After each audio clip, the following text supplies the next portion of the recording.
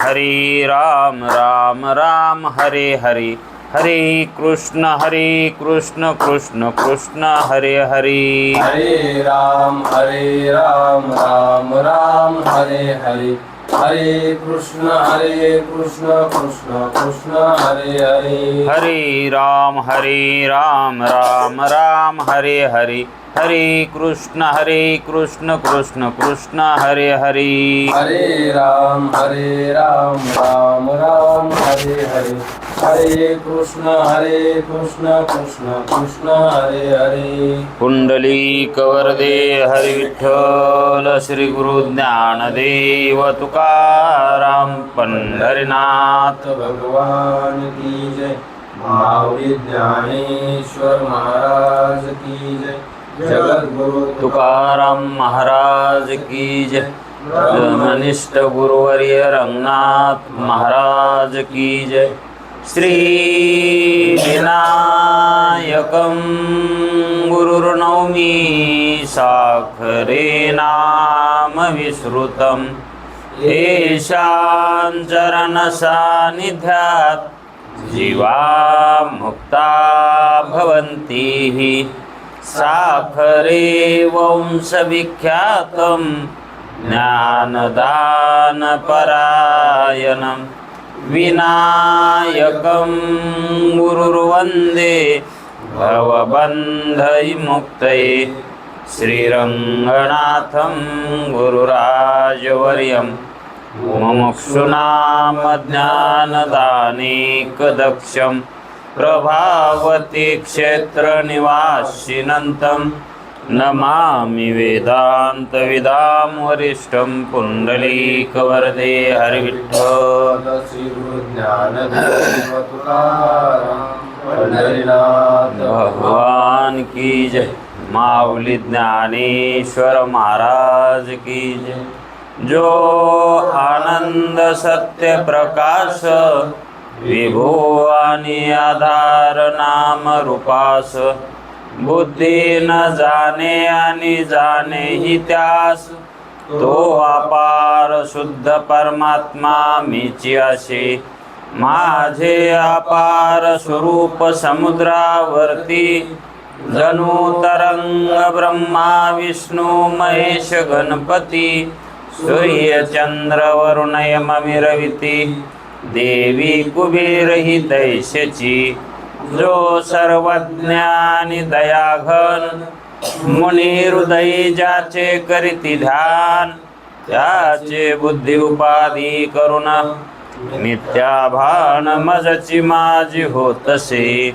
ज्याच्या अज्ञाने भाषे जगत, जसा दूरीवरी सर्प दिसत, परी दोई ठाई ना सर्प जगत।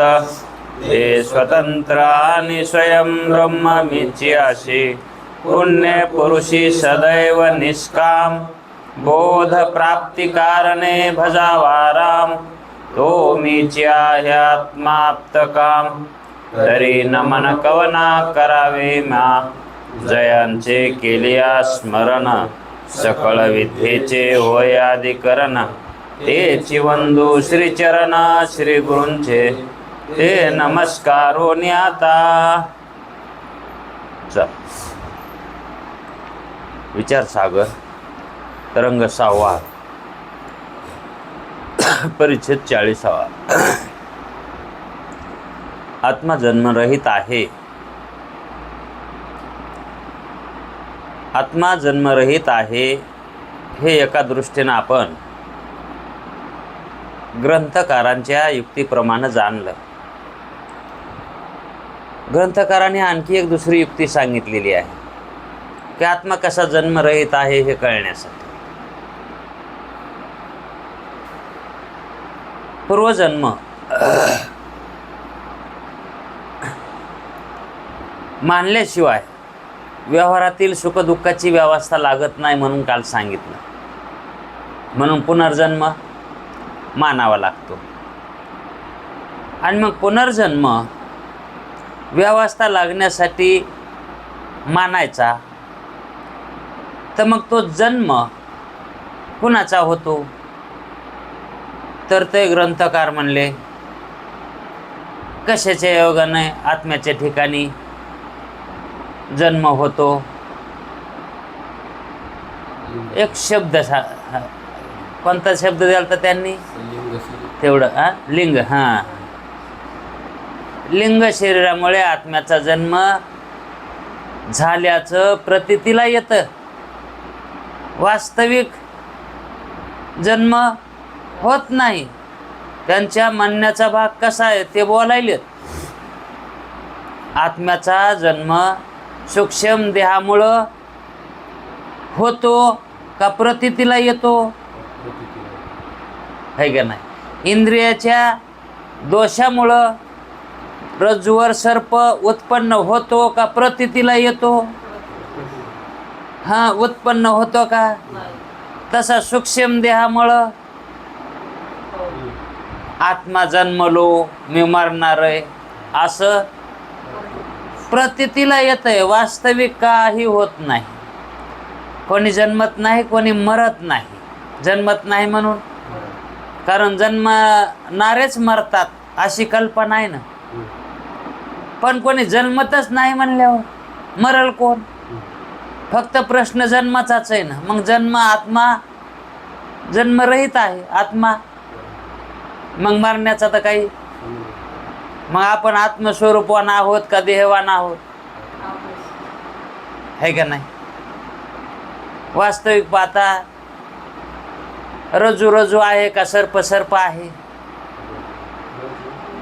रज्जू रज्जू आहे का सर्प सर्प आहे? का सर्प दोरी आहे का दोरी सर्प आहे? का दोरी दोरीच आहे आणि सर्प नाहीच?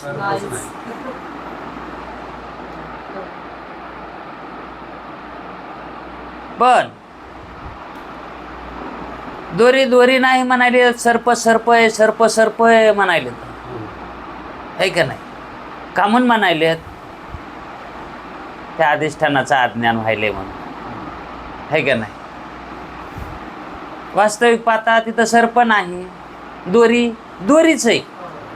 दोरी सर्प सर्प नाहीच आहे. है का नाही? पण दोरी सर्प वाटू लागला. दोरी दोरीच आहे,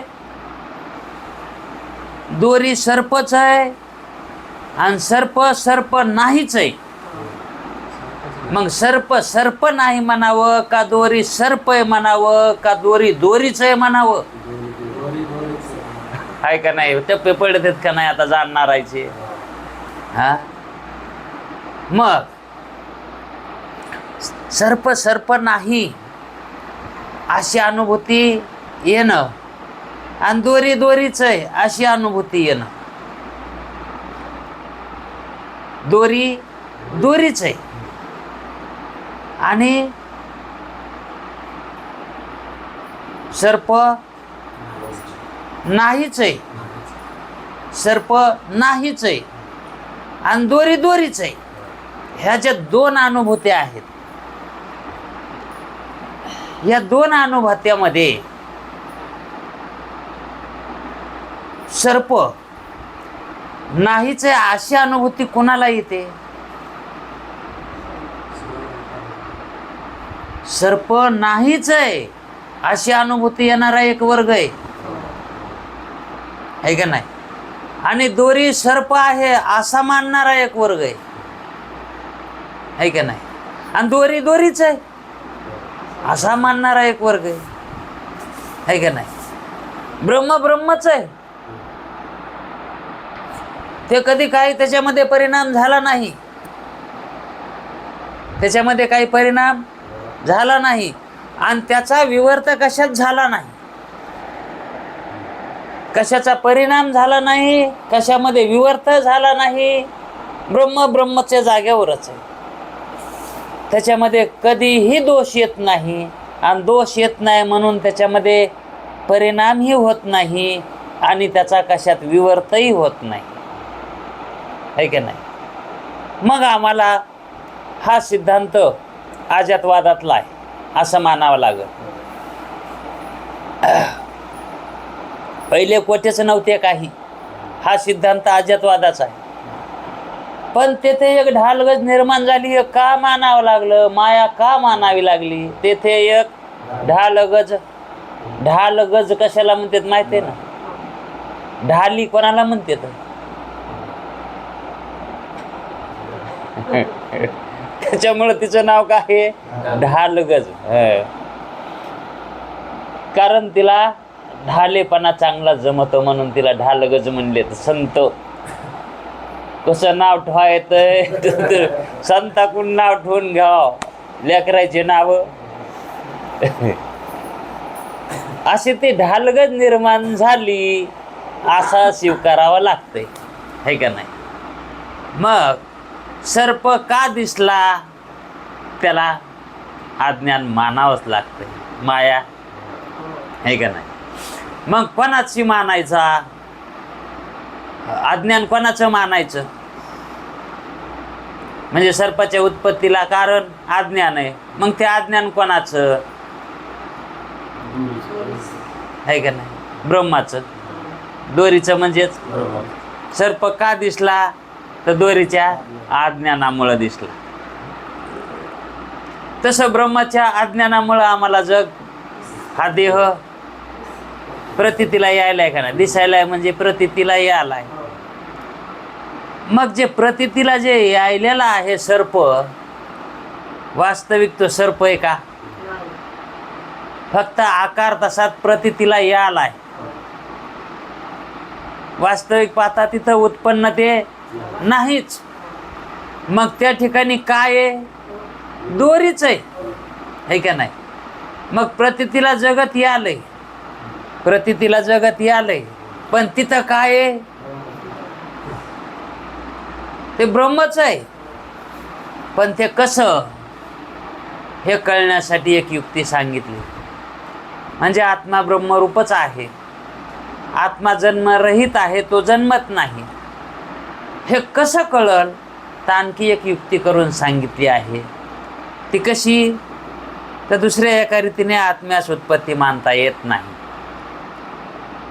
उत्पत्ती न मानण्याची रीती सांगायली, ते उत्पत्ती होण्याची नाही. ऐकताना नीट ऐकावं लागत आहे, तेव्हा कळत आहे. नाहीतर शास्त्र का सहजासहजी कळण्याचा विषय आहे का होय? हा, त्या रंगाचं व्हावं लागतं. धुरडी खेळायची म्हणलं तर अंगावर रंग पाडून घ्यावाच लागत आहे. नाही, माझ्या अंगावर डाग पडू द्यायचा नाही आणि धुरडी खेळायची, असं कधी झालं का? मग शास्त्र जाणायचं म्हणलं, शास्त्रात पडावं लागतंय, शास्त्रात शिरावं लागतंय. कोणी? बुद्धीनं. जाणणारं कोण आहे? निश्चय करणारं कोण आहे का नाही? त्याच्या बुद्धीला घालावी लागते आणि स्थिर करून ते श्रवण करावं लागतंय. कठीण विषय असला तरी समजत आहे. हा विषय शास्त्रीय असल्यामुळं थोडंसं लक्ष देऊन ऐकावं लागतंय. पण कळत आहे. कळाल्यावर, गुरुजी म्हणत होते, कळाल्यावर कळत आहे. नाही कळाल्यावर कळत नाही म्हणते ते, आहे का नाही? मग दुसऱ्या एका युक्तीनं सांगायला लागलेत की आत्मा जन्मरहित कसा आहे. ती युक्ती त्यांची अशी आहे,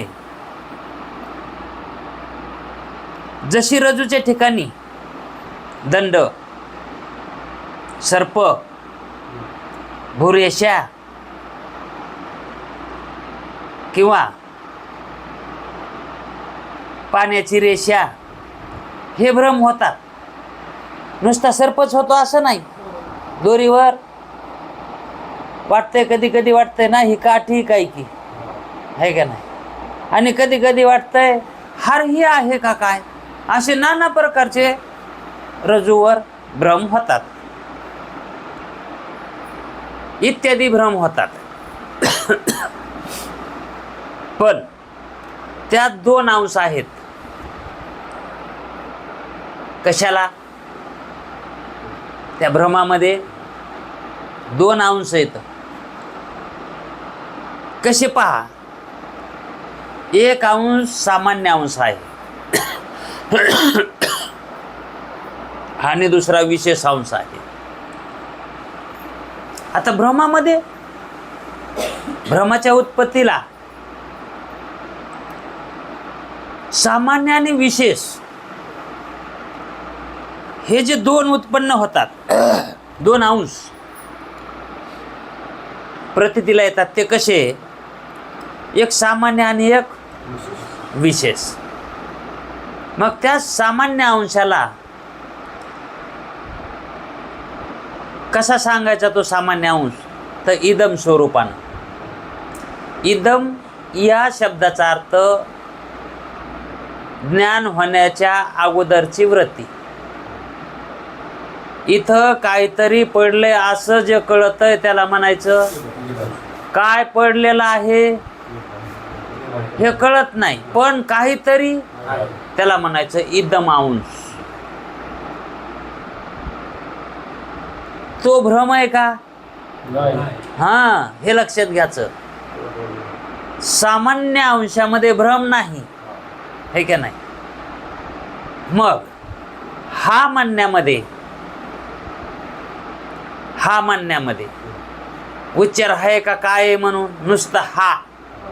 इथं काहीतरी आहे म्हणजे हा. हा म्हणल्यावर जो काही सांगायचंय त्याच्यानंतर ते विशेष होईल, पण ते सामान्य सोबतच होणार, हाला सोडून होणार नाही. विशेष अंश प्रकाशन करता वेळस सामान्य अंश त्याच्यासोबतच असतो. सामान्य अंश सोडून विशेष अंश राहतच नाही. सामान्यावरच तो प्रतीतीला येतोय. विशेष अंश हा सामान्यावरच आहे का नाही? हाच आपल्याला थोडासा दृष्टांतानं विषय समजून घ्यायचा आहे. ब्रह्मावरच हे विशेष जगत भासायलेलं आहे. आत्म्यावरच हे देह आपल्याला प्रतीतीला यायलेला आहे का नाही? असं जे काही सांगणं आहे ते समजून घेणं महत्त्वाचं आहे. मग मुख्य सिद्धांत कसा आहे?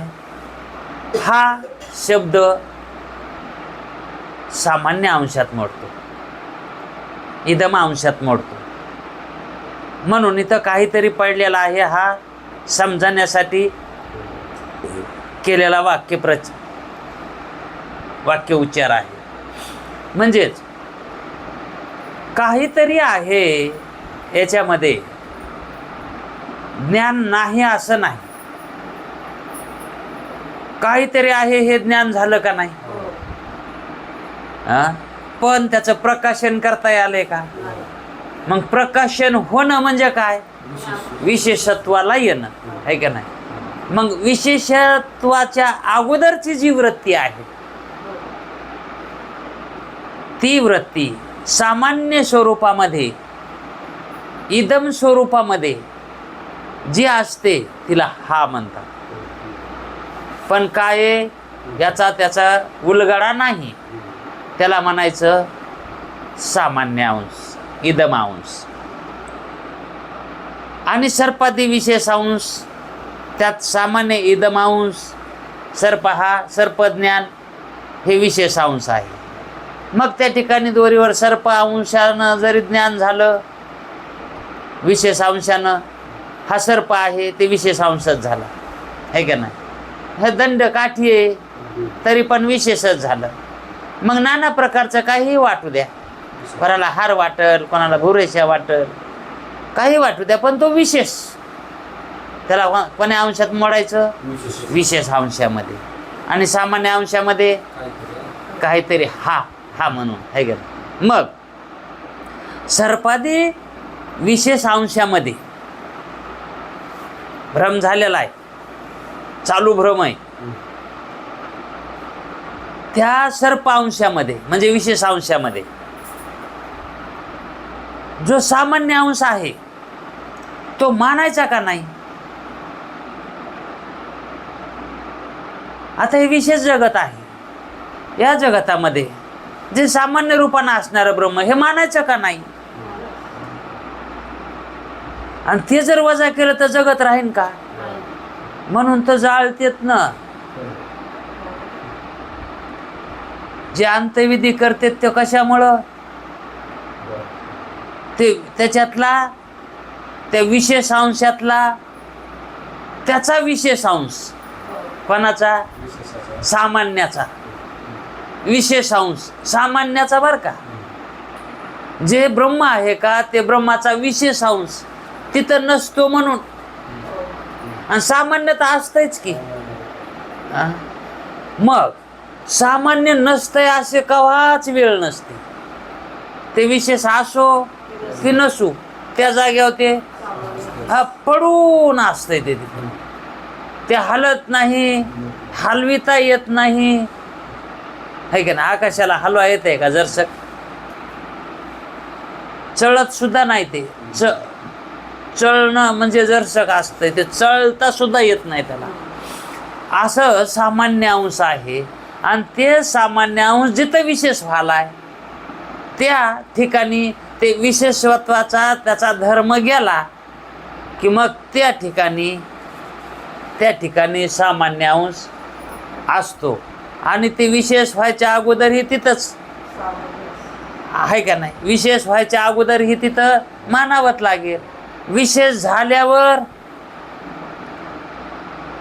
विशेष व्हायच्या अगोदर मानलंय विशेष झाल्याच्या नंतर तिथं आहेच की आणि विशेष कालामध्ये सुद्धा वर्तमान कालात सुद्धा मानावं लागेल का नाही कारण त्याची तिन्ही काळामध्ये सत्ता मानावीच लागते है का नाही मग दोरीचं ज्ञान ज्या वेळेस असतं त्यावेळेस तिथं दोरी आहेच है का नाही दोरीचं ज्ञान होता वेळेस दोरी तिथं आहेच पण त्या दोरीवर भ्रम झाला म्हणजे दोरीचं अज्ञान झालं आणि सर्पाची प्रतीती यायला लागली त्यावेळेस दोरीचं जे ज्ञान होतं का ते ज्ञान सर्पाच्या ज्ञानकाली मानायचं का नाही सर्पाच्या ज्ञानकाली म्हणजे भ्रमाच्या काली दोरीचं ज्ञान असतं का नसतं हा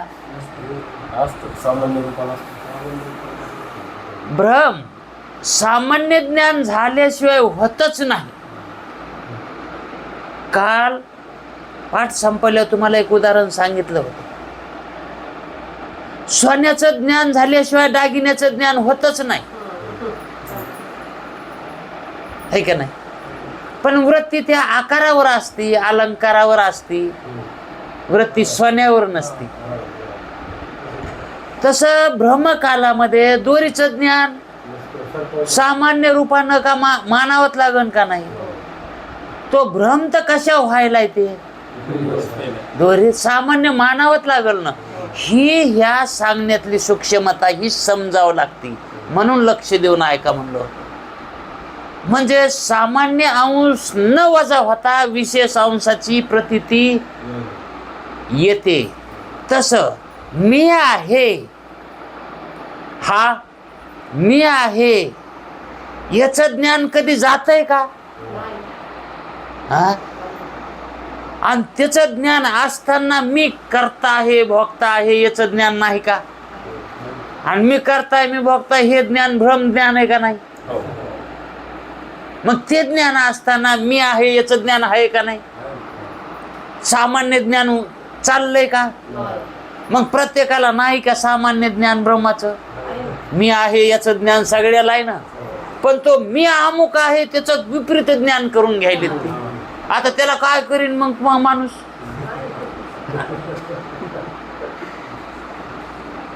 मग मी ब्रह्मरूपच असंच म्हणून ते मी ना पण ते मी काय म्हणायला मी करताय मी भोगताय मी ब्राह्मण आहे हा मी क्षत्रिय मी वैश्य असं म्हणायला ते हा कशामुळं म्हणायला अज्ञानाच्या योगानं याला कारण काय कशाचं फिरून तिथं विषय आला आता सामान्य हा त्या अधिष्ठानाचं म्हणजे सामान्याचं अज्ञान आहे का नाही मग त्या भ्रांतीला कारण त्या सामान्याचं अज्ञान का सामान्य अज्ञान सामान्य ब्रह्म का ब्रह्माचं अज्ञान अज्ञान आणखी त्याच्यातली त्याच्या सूक्ष्मता याला ब्रह्म कारण आहे का आता भ्रमाला मग काय कारण आहे ही बाहेरची पीडा बाहेरच काढायची असती ही पीडा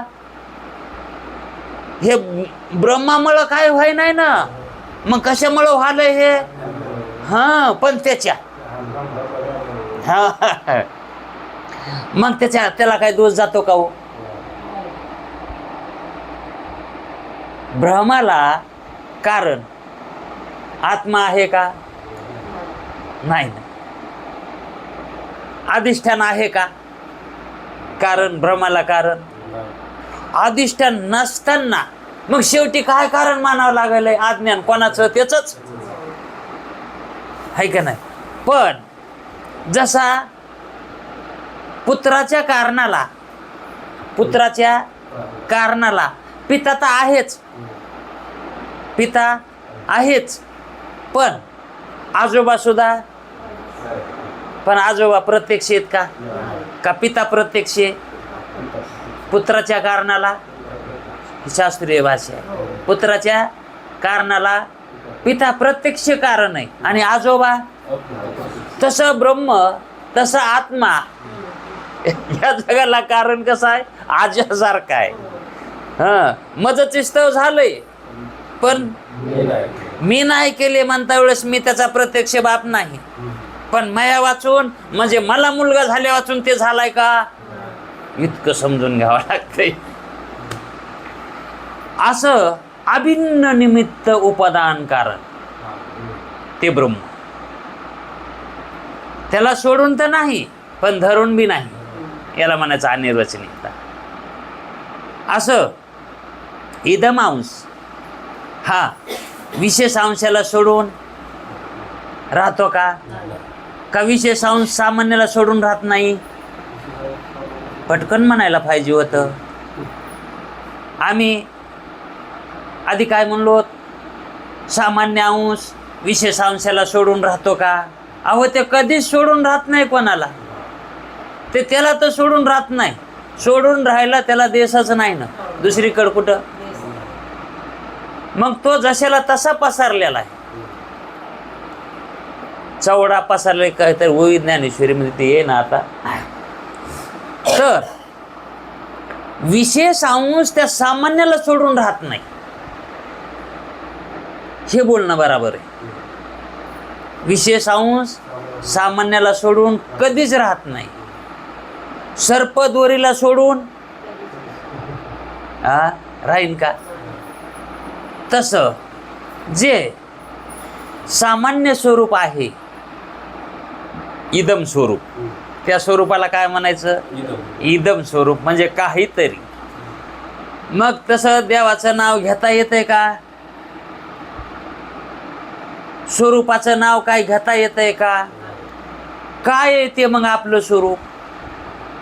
काहीतरी. इदम स्वरूप म्हणतात त्याला. अहो, इदम तेशी वाळले म्हटले ते इदम सुद्धा म्हणू देत नाही. काहीतरी म्हणण्यासाठी तरी अंतकरण वृत्ती लागती, आणि अंतकरण वृत्ती हे कल्पित आहे, ही कल्पित आहे. मग ती सुद्धा काही काळ म्हणते, नंतर ती काही पुन्हा राहते का? ते हे काहीतरी आहे, मी काहीतरी आहे असं म्हणायला ती वृत्ती राहते का? मग हे इदम सुद्धा त्याला म्हणता येत नाही. हे काहीतरी आहे हे सुद्धा तिथं हा सुद्धा भ्रम होतो तिथं, हे काहीतरी म्हणण्यात. पण हा विषय समजून देण्यासाठी इदम अंश जे सांगायचा आहे हा सामान्य आहे का नाही? मग ब्रह्म सांगायच्या वेळेस ब्रह्माला सामान्य असं तरी म्हणावं लागतंय, पण तिथं सामान्य सुद्धा म्हणता येत नाही. इतकं ते अवाच्य आहे. ते कसं आहे?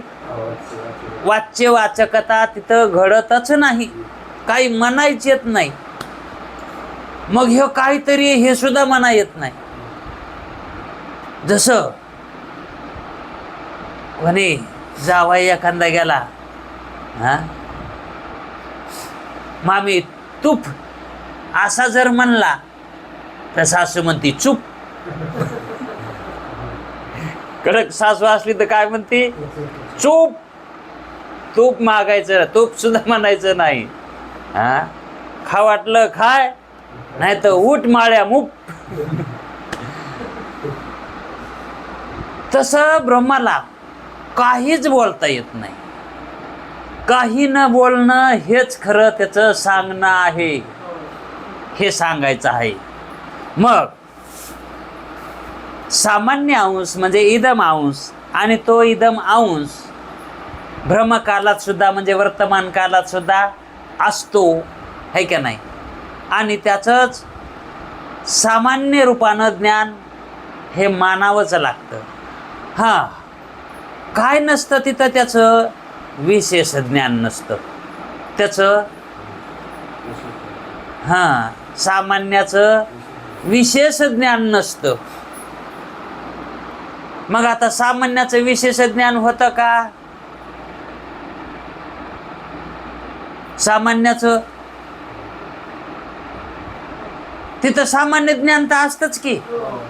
हा, मग सामान्य ज्ञान असताना त्याचं विशेष कसं होईल? मग त्याच विशेष भावाला विपरीत स्वरूपानं सर्परूपानं आपणाला दिसतंय. त्याचंच विशेष काय आहे? हां, दोरीचंच सामान्य असतं तिथं, पण दोरीचं काय लपलंय? विशेष स्वरूप लपलंय. दोरीचं काय लपलंय? हां, मग ते विशेष स्वरूप दोरीचं खरं रूप आहे आणि ते लपलंय. आणि जे विपरीत झालंय सर्प, हा, ते दोरीचंच काय आहे? विपरीत ज्ञान आहे का नाही. मग सत्य ज्ञानाचं अज्ञान आहे, सामान्याचं आहे का नाही. पण कोणचं अज्ञान आहे? विशेष अज्ञान आहे. हा, आणि सामान्य ज्ञान आहे तिथं, आहे का नाही. दोरीचं सामान्य ज्ञान आहे, सामान्य ज्ञान आहे म्हणजे विशेष ज्ञान नाही. मग विशेष काय झालंय? अज्ञान झालंय. ते कशाचं झालंय? आहे का नाही. त्या सामान्याचंच काय झालंय? विशेष झालंय, आहे का नाही. मग ते विशेष अज्ञान, त्या अज्ञानामध्ये क्षोभ झाला म्हणजे त्या विवर्त चैतन्याला, त्या विवर्ताला, त्या चिदाभासाला, वृत्तीतल्या चैतन्याला ज्ञानच होईना न. कारण वृत्ती आवरण निरावरण करी नाही, आवरणाचं निरावरण होईना तिला. म्हणून तिथल्या चैतन्याला त्याचं खरं ज्ञान व्हायना. म्हणून त्या ठिकाणी आता ह्याचं तर कसं आहे? ज्ञान काहीतरी करून देणंच आहे, कारण त्याचं स्वरूप कसं आहे? ज्ञान रूप आहे ना. मग तो कोण्या तरी ज्ञानाला परिणामाला पावणारच ना. मग त्या ठिकाणी त्या वृत्तीकडून ज्ञान करावं लागतंय, प्रकाशन करावं लागतंय. मग त्या वृत्तीला तर अज्ञानाचं तिचं आवरण तर तिला सारता आलं नाही. हा, कारण तिला प्रकाशाची सहाय्यता पूर्ण मिळाली नाही. मग तिथं त्या वृत्तीनं काय केलं? काय प्रकाशन केलं? दोरीचं दोरी म्हणून करायला पाहिजे होता का नाही? तिनं काय केलं प्रकाशन? अयम सर्प, हा सर्प आहे. हा, आता तिथं होता का सर्प? मग ह्या ज्ञानाकडे काय चूक आहे? चूक कोणाकडे आहे?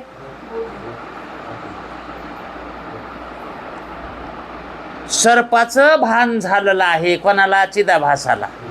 मग चिदाभास हे ज्ञान कोणाकडून करून प्रकाशन देतो? तो प्रकाशन ज्ञानाचं कोणाकडून करतो? वृत्तीकडून करतो, आहे का नाही. आता त्याचं स्वरूपच ज्ञानरूप आहे. चिदाभासाचं स्वरूपच काय आहे? ज्ञानरूप आहे. त्याला ज्ञान करणंच आहे, ते करतंयच. जसं आता सूर्याचं स्वरूप प्रकाश रूपच आहे का नाही. हा, प्रकाश ते उगवाला की उजेड पडतच.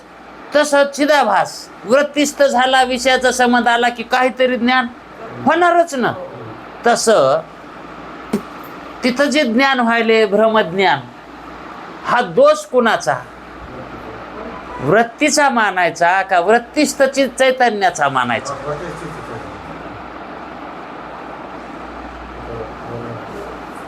त्याच्या अगोदर तुम्हाला ती प्रक्रिया सांगितली कसं व्हायलंय. वृत्तीनं काय केलंय? वृत्तीचं कार्य काय आहे? आवरण निरावरण करणे. आवरण कशाचं आवरण होतं त्याच्यावर? अज्ञानाचं होतं का नाही हे तर मान्य करावं लागेल ना. मग अज्ञानाचं आलेलं आवरण निवारण करणं हे कोणाचं काम आहे? स्टेजवर महाराजाला जायचं, सगळा पुढे बघतायचा गर्द आहे, मग त्या माणसाला सारायचं कोणाचं काम आहे? महाराजाचंच आहे का नाही? राजा यायला म्हणलं की इकडे शिपाई आहे का नाही तयार होतेत का नाही? सरका इकड महाराज यायलेत, सूचना देतात, महाराज आ रे हे. तसं ज्ञान ज्ञान करून घ्यायलेलं आहे कोण? तो चिदाभास. पण तिथं जर ते ज्ञान काली आवरण त्याच्यावरलं नाही गेलं तर स्टेजवर महाराज जाईन का? माणसं एकड सरकलीत नाहीत तर खरं ज्ञान तिथं खऱ्या जाग्यावर जाईन का तिथं महाराज? तसं वृत्तीमधलं जे चैतन्य आहे ते ज्ञान रूपच आहे आणि ते ज्ञान करून देतच, पण वृत्तीनं सावरासावर केलीच नाही, आवरण निवारण केलंच नाही. मग तिथं ज्ञान त्याच वृत्तीकडून होतं. प्रकाशन तो करतो का? त्याच्याशिवाय दुसरं कोणी करतं का? पण प्रकाशाचा जो जयघोष करावा लागतो, प्रकाशनाचा जयघोष तो वृत्तीकडून होतो, तो चैतन्याकडून होतो का? मग त्या वृत्तीकडून ही दोरीच आहे असं ज्ञान का व्हायना? तर तिचीच चूक आहे, कारण तिनंच आवरण निवृत्त केलं नाही, है का नाही? भ्रम होण्याला कारण कोण? मग वृत्ती आहे का नाही? वृत्तीच कारण आहे, चैतन्य कारण आहे का? मग त्या प्रतीला त्या उत्पन्नाला कारण वृत्तीच आहे, आणि वृत्ती जड आहे, आणि हा दोष जडामध्ये असतो. चैतन्यामध्ये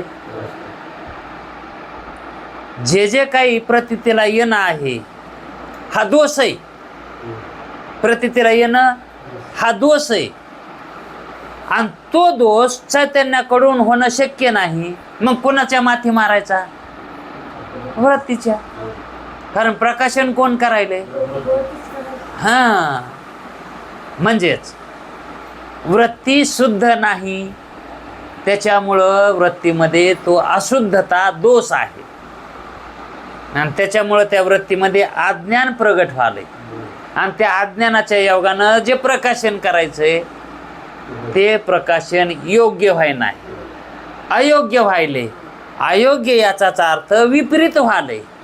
म्हणजेच हे जे ज्ञान व्हायले जीवाला हे विपरीत ज्ञान व्हायलेत, सत्य ज्ञान व्हायनात. त्याला कारण कोण आहे? त्याच्यातलं चैतन्य आहे का? ते जीव, ते तो जो आहे आत्मा त्याच्या ठिकाणचा, तो आत्मा दोषी आहे का?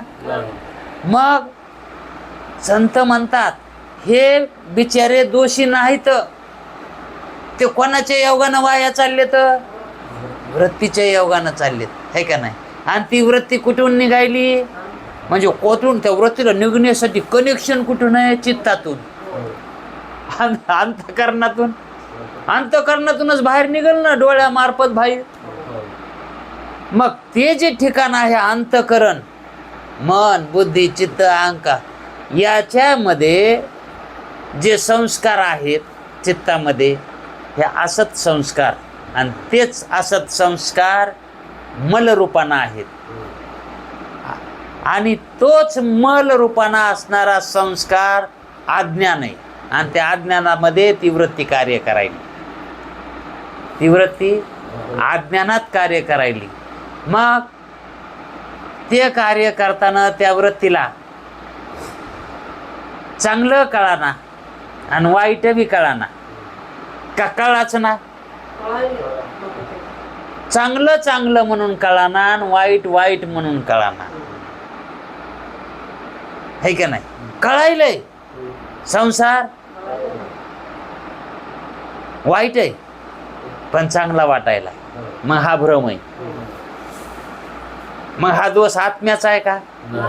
मग कोणाचा दोष आहे? हे त्या वृत्तीचा दोष आहे. वृत्ती चित्तातून निघाल्यामुळं चित्तामध्ये अनेक जन्माचा साचलेला मळ आहे, तसे संस्कार आहेत. मग इदम अंश म्हणजे आत्मा अंश, तो वृत्तीच्या ठिकाणी सदाच आहे का नाही? जोपर्यंत ती वृत्ती आहे तोपर्यंत येते इदम अंश.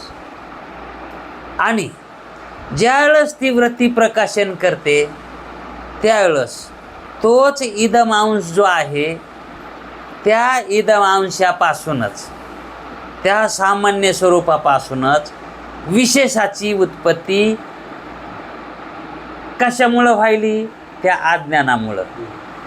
कारण अज्ञान आहे का नाही? त्या विशेषाची उत्पत्ती, सर्पाची उत्पत्ती अज्ञानाच्या योगानं व्हायली का नाही? हा, त्याला कारण कोण? पण ते उपादान कारण आहे. ते कसं आहे? अज्ञान ते उपादान कारण आहे का नाही? आणि त्या ज्ञानाला कारण कोण आहे?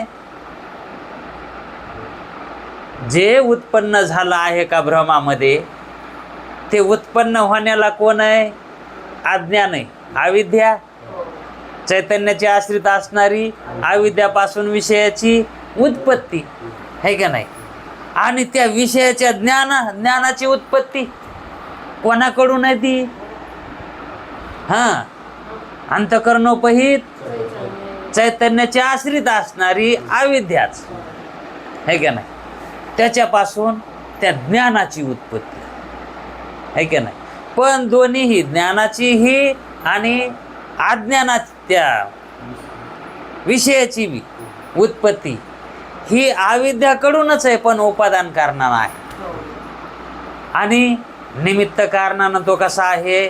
आत्मा कारण आहे की नाही? अधिष्ठान कारण. म्हणजे उत्पत्तीला कारण अविद्याच आहे, तिच्याशिवाय उत्पन्न होतच नाही. आणि तिला बी करता येत नाही. तिला बी करता येते का? अहो, त्रिपुटी असल्याशी काहीच होत नाही. अज्ञान बी लागत आहे, अविद्या बी लागती, आणि ज्ञान ते आत्मा चैतन्य बी लागत आहे, अधिष्ठान बी लागत आहे का नाही? मग दोन्हीमध्ये तिसरा असावंच लागतंय. म्हणून भ्रमकाली सुद्धा सामान्य अंश मानावा लागतो. सामान्य अंश इदम अंश सर्पादी विशेष अंशात व्यापक असतो, म्हणजे तो हमेशा असतो. म्हणजे हा सर्प, हा दंड, ही जलधारा अशी प्रतीती येते भ्रमामध्ये आहे का नाही? तो व्यापक सामान्य इदम अंश रज्जुरूप आहे. सामान्य इदम अंश रज्जुरूप मानायचा, दोरी रूप. सामान्य अंश म्हणजे काय? दोरी रूप. आणि त्यासच रज्जूचे सामान्य ज्ञान म्हणतात. रज्जूचे सामान्य ज्ञान म्हणतात. कशाला? रज्जूच्या ज्ञानाला. व्यापक रूपानं जे सामान्य अंश असतो तोच त्याला इदम अंश म्हणायचं, आणि तेच सामान्य रूप आहे. तो सामान्य इदम अंश सत्य आहे. ते सामान्य अंश जे आहे का ते सत्य आहे. कारण का म्हणून सत्य? तर रज्जूच्या ज्ञानानंतरही इदम अंशाची प्रतीती येते ना. इदम अंशाची प्रतीती येते कधी? रज्जूचे ज्ञानानंतर इदम अंशाची प्रतीती येते. ज्ञानानंतर हा मोबाईल आहे, हा ठुला, दुसरं काम बघितलं, पुन्हा आणखी बघितलं तर हा मोबाईलच वाटतो ना. तसं इदम अंशाची प्रतीती पुन्हा पुन्हा जरी आपण घेतली तरी तीच येते. म्हणून ते कसं आहे? सत्य. इदम अंश. मग दोरी कशी झाली? सत्य झाली. म्हणजे इदम अंश कसा आहे? सत्य आहे. कारण त्याचं पुन्हा पुन्हा ज्ञान घेतलं तरी तेच होतंय. आणि तसं सर्पाच्या ठिकाणी होतंय का?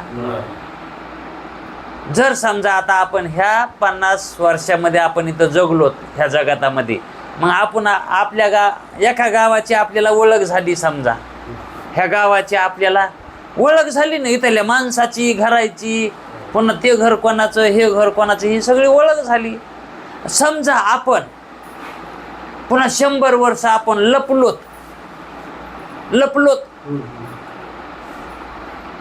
ह्या गावात आलोच नाहीत. पुन्हा 100 वर्षाला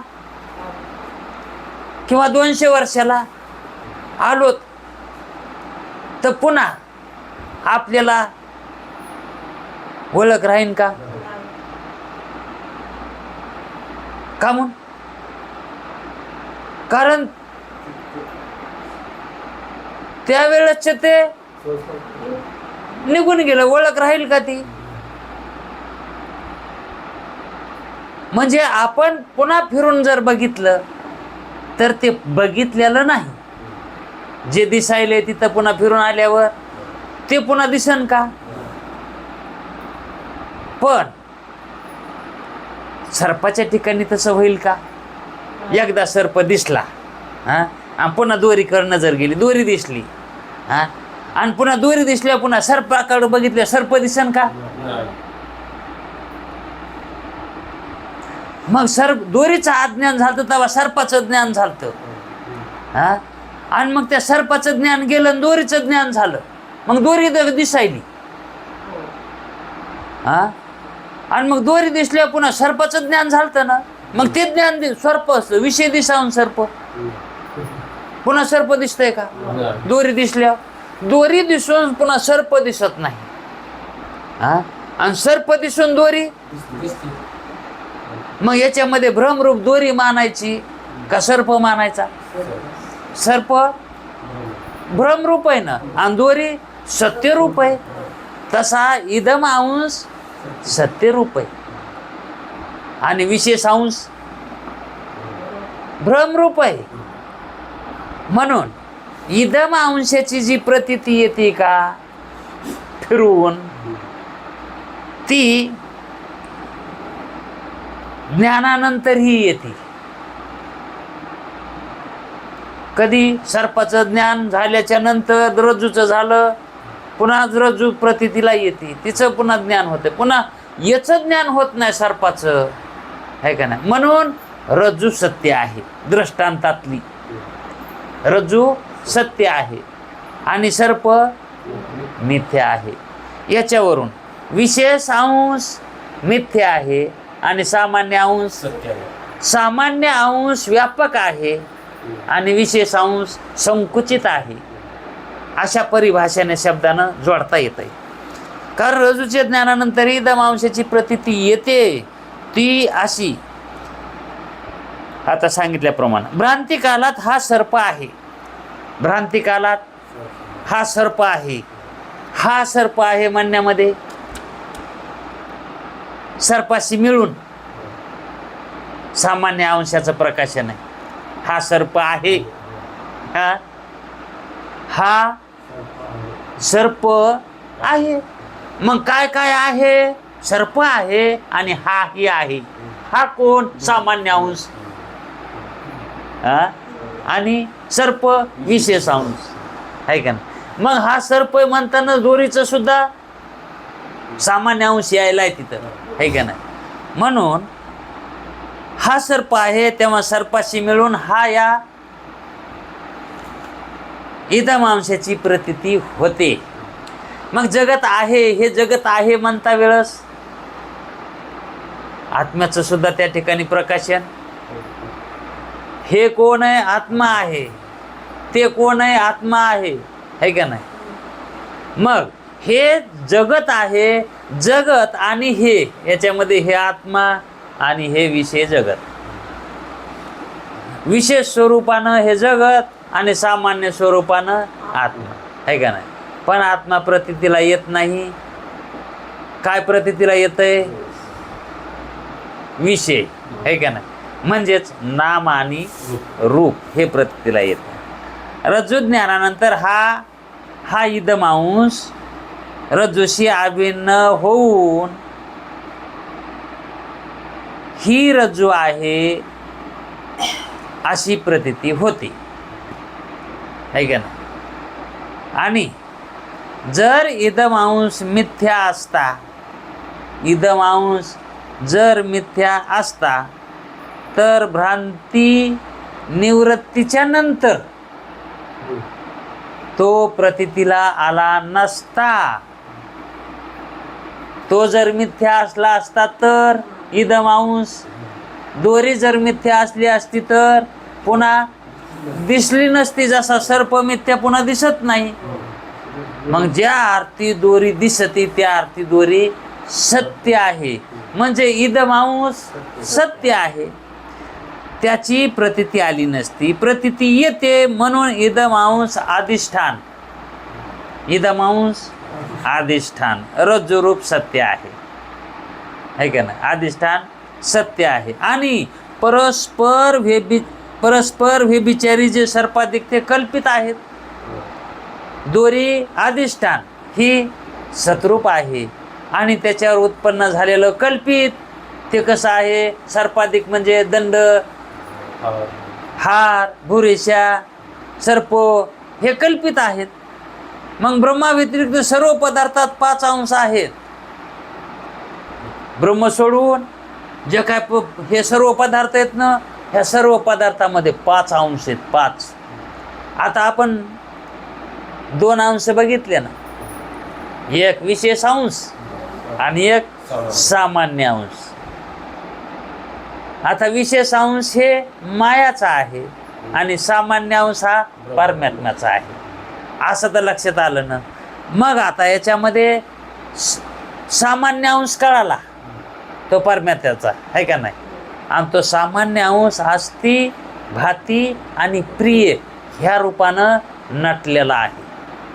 आणि विशेष अंश सच्चिदानंद या रूपानं नटलेला आहे. विशेष अंश सच्चिदानंद रूपानं आहे. विशेष अंश आणि सामान्य अंश अस्तिभाती प्रिय या रूपानं आहे. म्हणून जगत आपल्याला प्रिय आवडायले का आहे असं वाटायले का? अस्ति दिसायला आहे, भासायलंय म्हणजे ज्ञान व्हायलंय आणि आवडायले आनंद रूप आहे. हे जगातामध्ये आपल्याला प्रतीतीला यालंय का नाही? हे कोणत्या अंशाने आलंय? विशेष अंशाने आलंय, है का नाही? तसं ब्रह्मा व्यतिरिक्त जे पदार्थ आहेत ह्या पदार्थामध्ये 5 अंश आहेत. 5 अंश ते कसे? 5 अंश नाम आणि रूप हे 2. हे कुणाचे येतं? मायेचे येतं, है का नाही? आणि अस्ति, भाती, प्रिय हे परमात्म्याचे आहे, है का नाही? पण ह्या दृश्य रूपाने हे कसे येतं? आपण आहेत, है का नाही? ब्रह्मा व्यतिरिक्त सर्व पदार्थात 5 अंश आहेत.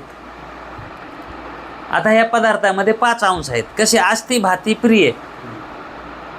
अस्ति म्हणजे आहे, भाती दिसायलंय, प्रिय आवडतंय म्हणजे आनंद रूप आहे. हे 3. आणि नाम आणि रूप, नाम आणि रूप हे 2 मिळून किती झाले? 5 झाले, है का नाही? मग ह्या 5मध्ये उदाहरण देतात. घट आहे हे अस्ति, घट आहे म्हणजेच अस्ति आहे म्हणण्यामध्ये आहे.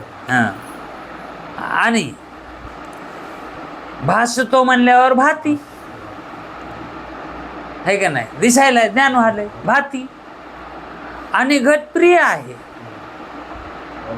आवडायला. म्हणून आनंद आहे. म्हणून हे 3 अंश ब्रह्माचे आहेत. कोणते? अस्ति, भाती आणि प्रिय. आणि सर्व पदार्थात व्यापक आहेत. हे कोणत्याही पदार्थात, कोणताही पदार्थ घ्या तुम्ही, त्याच्यामध्ये हे 3 आहेतच. घट हे नाम आणि गोल त्याचा आकार आहे का नाही. आता घटाच्या ठिकाणी अस्ति आहे, भाती आहे, प्रिय आहे ना. आणि हे प्रत्येक घटातच काय, पटात पण आहेत, कापड्यात बी आहे, कापडात आहेत ना. दगड, माती, विटा, सिमेंट ह्याच्यामध्ये सुद्धा अस्ति, भाती, प्रिय हे आहेतच. पण नाम आणि रूप हे जे 2 आहेत. घट हे नाम, नाव म्हणजे काय? घट हे जे आहे का, हे नाव. आणि त्याला रूप आलेलं गोल पोट, गोल पोट, मोठं पोट आणि बारीक गळा, त्याला म्हणायचं घट. रूप त्याचं, त्या घटाचं रूप. असा हे 2 अंश मायेचे असून, हे 2 अंश कोणाचे इथं? मायेचे आहे. पण ते कसे येतं? व्यभिचारी इथं. व्यभिचारित ते नाम आणि रूप. कसे व्यभिचारित? जे कोठे असते आणि कोठे नसते, म्हणून त्याला व्यभिचारी म्हणले. कुठे असतंय आणि कुठे नसतंय. आणि सर्व ठिकाणी जे असते त्याला व्यभिचारी म्हणत नाहीत, है का नाही, सर्व ठिकाणी. पण संसारात त्याचा उलटा अर्थ आहे बरं का. या संसारिक लोक जे सर्व ठिकाणी फिरते त्याला व्यभिचारी म्हणते. म्हणतात का नाही. आणि जे बुरख्यात राहतंय, एका जागेवर राहतंय, बाहेर निघत नाही, त्याला काय म्हणते? तर कुलवान म्हणते. व्यभिचारी म्हणत नाहीत त्याला, आहे का नाही. म्हणजे संसारात कसा उरपाटा अर्थ करतं. पण परमार्थामध्ये जे सर्व ठिकाणी आहे ते व्यभिचारी नाही. आणि जे कुठं असतंय आणि कुठं नसतंय त्याला काय म्हणते? तर व्यभिचारी. मग नाम आणि रूप हे जे 2 आहेत, हे प्रत्येक वस्तूला द्या येतात का? आता घट हे पटाला म्हणा येतंय का? जसं श्यामरावाला भीमराव म्हणा येत नाही, भीमरावाला श्यामराव म्हणा येत नाही. म्हणजे मग हे नाव कसे येतं? व्यभिचारित, ते सोडीनात त्याला, आहे का नाही. म्हणजे संकुचित येतं, त्यास व्यभिचारी म्हणतात. घट, नाम आणि गोड रूप घटाच्या ठिकाणी नाही, पटाच्या ठिकाणी नाही. काय? घट, नाम आणि गोल रूप हे पटाच्या ठिकाणी नाही. पट, नाम त्याचे रूप घटाच्या ठिकाणी नाही, आहे का नाही. म्हणजे गाडग्याला कापड म्हणाय जमत नाही, कापडाला गाडगं म्हणाय जमत नाही. हे नाम त्याची, म्हणून हे व्यभिचारी नाम आहेत, आहे का. व्यापक आहेत का हे. पण अस्ति, कापड बी आहे, घट आहे, चोर आहे, शाहू आहे, हे सामान्य स्वरूप सगळ्याला लागायले, आहे का नाही. म्हणून अस्ति, भाती, प्रिय हे परमात्म्याचं सर्व ठिकाणी आहे. परमात्म्याचं लक्षण हे सगळ्या ठिकाणी, पण हे मायाचे सर्व ठिकाणी लावा येते का? नाम आणि रूप. म्हणून ते व्यभिचारी आहे. घटाच्या ठिकाणी म्हणता येत नाही. पटाचा व्यवहार घटाच्या ठिकाणी करता येत नाही, घटाचा व्यवहार पटाच्या ठिकाणी करता येत नाही. त्याचप्रमाणे सर्व पदार्थातील नामरूप, सर्व पदार्थातील नामरूप अंश हे सगळे व्यभिचारी आहेत. नाम आणि रूप हे व्यभिचारी आहेत. आणि अस्ति, भाती, प्रिय अंश हे सर्व अनुगत आहेत, सर्व ठिकाणी अनुगत आहेत. जसा सर्प दंडाधिकामध्ये, सर्प दंडाधिक यांच्यामध्ये म्हणजे भ्रांती ज्ञानामध्ये, भ्रांती विषयामध्ये अनुगत इदम अंश सत्य आहे. त्याच्या ठिकाणी सत्यता कसा आहे तो अंश? अनुगत म्हणजे सूक्ष्म, सूक्ष्मच आहे तिथं आता. कारण त्याच्या वाचून ते विशेष अंश होतच नाही ना. म्हणजे दोरी असल्याशिवाय सर्प उत्पन्न होतच नाही. मग तसा ते सामान्य जे अंश कसा आहे? अनुगत आहे, सामान्य. तसं अस्ति, भाती, प्रिय कसं आहे? अनुगत आहे, म्हणून ते सत्य आहे. मग अधिष्ठान रूपानेही तेच आहे का नाही. तसे सर्व पदार्थामध्ये अस्ति भाती प्रिय रूप सत्य असून, अस्ति भाती प्रिय हे सत्य असून अधिष्ठान रूप आहे. आणि सर्प, दंड, भूरेषा, हात हे जे आहेत ह्याप्रमाणे हे कसे आहेत कल्पित, याच्याप्रमाणे नाम आणि रूप आहे. नाम आणि रूप कसे आहेत मग ते विशेष भ्रांतिरूप असणारा सर्प, दंड हे भ्रांतिरूप आहेत ना. तसं नाम आणि रूप हे कसं आहे भ्रांतिरूप आहे. मग आपल्याला हे सगळे नाम रूप दिसायलेत हे काय आहे भ्रांती आहे. पण अस्ति भाती प्रिय हे खरं आहे, याच्यातलं ते सत्य आहे. आणि ते सामान्य स्वरूप आहे आणि नामरूप हे विशेष रूप आहे. म्हणून नाम आणि रूप हे बिचारी असून कल्पित आहे आणि अस्ति भाती प्रिय सच्चिदानंद रूप आहे. अस्ति भाती प्रिय कसं आहे हां, म्हणून अस्ति भाती प्रिय रूप आत्मा आहे. आत्मा कसा झाला मग, अस्ति भाती आणि प्रिय असा आत्मा आहे. आणि सच्चिदानंद रूप आत्म्याच्या ठिकाणी मग सत, चिद आणि आनंद हे आत्म्याच्याच ठिकाणी खरे तर. पण तेच कुठे प्रतीतीला यायले तर सर्व प्रपंच कल्पित आहे का त्याच्या ठिकाणी नाम आणि रूप आपणाला प्रतीतीला याले. नाम रूपाच्या ठिकाणी काय प्रतीतीला यालय, सत, चिद, आनंद. आता हे सत, चिद, आनंद कोणाचे आहेत, अस्ति भाती प्रियचे म्हणजे आत्म्याचे. पण ते कुठं दिसायले तर नाम रूपाच्या ठिकाणी दिसायले तर, है का नाही. मग आणि नामरूप तर कसं आहे कल्पित आहे, है का नाही. पण तेच कसं वाटायले सच्चिदानंद म्हणून तेच वाटायले. आणि खरं सच्चिदानंद रूप कोण आहे, अस्ति भाती प्रिय रूप असणारा आत्मा आहे. मग त्याचे लक्षण मायेनं काय केलेत आपल्या इकडे वळलेत. म्हणजे नामरूपानं घेतलंय ते अस्ति भाती प्रियाचं सच्चिदानंद रूप, ते मायानं त्या नामरूपानं कोणाचे नाम आणि रूप हे माय, आणि ते नाम रूपाला दिले. तो म्हणजे सच्चिदान अस्ति भाती प्रियाचे जे कपडे येतो, अस्ति भाती प्रियाचे कपडे, त्या कपड्याचं नाव काय आहे सच्चिदानंद. हे कपडे त्यालाच होते पण तिचे काढले तर आणि मायनं तिच्या लेकराला नाम आणि रूप याला घातले तर. असंच झालंय का नाही. मग नाम रूप सर्व प्रपंच कल्पित आहे आणि मग सत्य का वाटायला त्याचे कपडे घातलेत म्हणून, है का नाही. त्याचे कपडे दुःख लेवणी सुखाची अंगी सळीत हे नामरूप सळवायले तर. पण ह्या नामरूपानं कोणाचे कपडे घातले तर सुखाचे घातले तर, है का नाही. यात त्याच्यामुळे तसं म्हणलेले तर दुःख लेवणी सुखाची अंगी. सुखाचे कपडे होते सुखाचे पण ते दुःखानं घातले तर आणि ते जगाला सळवायले, है का नाही. मग यालाच म्हणतात मायानं डबकं लावलंय. डबकं हे शिकारी असतात ना ते डबके जाळे, हेच जाळ आहे. दुसरं कोणतं जाळ आहे मग. ह्याच जाळ्यात जो पडला है का ना तो अडकाला. टाईम झालाय. नामरूप सर्व प्रपंच कल्पित आहे. ते कल्पित पदार्थ जन्मास हेतू होणे शक्य आहेत का, कल्पित पदार्थ जन्माला कारण होते का. नामरूप हे जन्म घालतेत का कशाला, जन्माला आल्या त्याला नाम ठेवतात, है का नाही. जन्माला आल्यावर रूपाला येतात ते, है का नाही. पण ते जन्माला घालतात का. मग नाम आणि रूप हे कल्पित आहेत का नाहीत. म्हणजे ते उत्पन्न करणार आहेत का कशाला नाही. मग नामरूप सर्व प्रपंच कल्पित आहे. ते कल्पित पदार्थ जन्मास हेतू होणे शक्य म्हणजे कारण, जन्माला कारण.